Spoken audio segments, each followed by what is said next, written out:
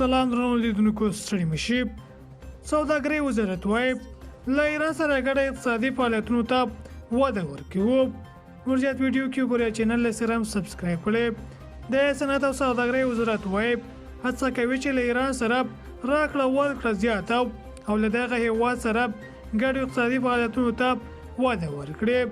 د یاد وزارت سرپرست وزیر تیره ورځ د افغانستان او ایران ترمنځ نیمروز او ریخمو د دویمې لارې د پرانیستلو پر مهال ویلي افغان حکومت هیله لري چې له ایران سره د سوداګرۍ په برخه کې اړیکې نورې هم پراخې شوې دي.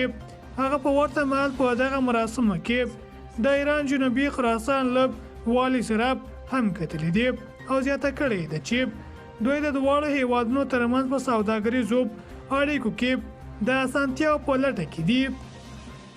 Music Studio.